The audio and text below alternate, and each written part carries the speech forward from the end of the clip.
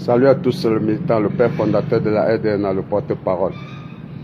Ibrahim Traoré, notre petit frère et notre président du Faso en même temps. Tu dis que l'esclave qui n'est pas capable d'assumer sa révolte ne mérite pas qu'on s'apitoie sur son sort.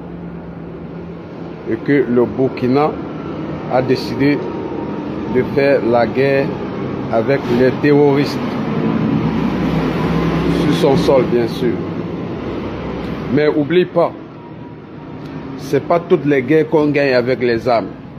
Car Sterling a proposé à Hitler de passer au dialogue pour qu'il trouve un accord.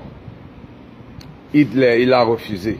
Hitler a pensé que c'est toutes les guerres qu'on gagnait avec des armes. Comme toi aussi, tu es en train de penser. Et Hitler, il s'est heurté face à un adversaire colossal dont il ne s'attendait pas. Il s'est dit que Sterling, la Russie, il devait la broyer en quelques minutes. Mais après, les dégâts ont été considérables du côté de Hitler aussi, bien sûr.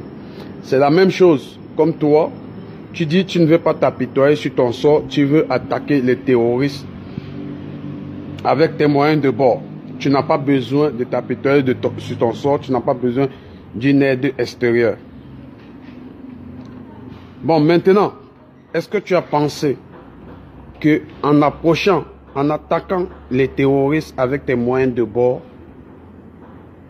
les conséquences, les dégâts ne seront pas considérables des deux côtés et surtout plus de ton côté? Tu as pensé au côté là? Non. Tu as pensé au côté de la diplomatie, du dialogue avec les terroristes pour trouver un accord pour qu'il n'y ait pas un bain de sang colossal? Non. Tu t'es dit que c'est la violence qui peut résoudre le problème, à la guerre comme à la guerre.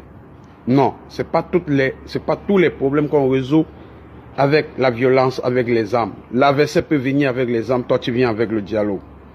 La France est un exemple. Il y a plein de pays réussi à convaincre avec le dialogue. Et tu as dit au prochain forum, il va falloir que les pays qui ne sont pas en guerre soient capables de résoudre leurs problèmes autosuffisance. Donc ça, c'est pour dire à ton peuple que tant que le Burkina Faso sera en guerre, l'autosuffisance, ce problème ne sera jamais résolu au Burkina. S'il faut résumer tes paroles, ça c'est un message que tu as passé en parabole. Mais non, un pays peut bien connaître la guerre d'un côté et résoudre les problèmes de société.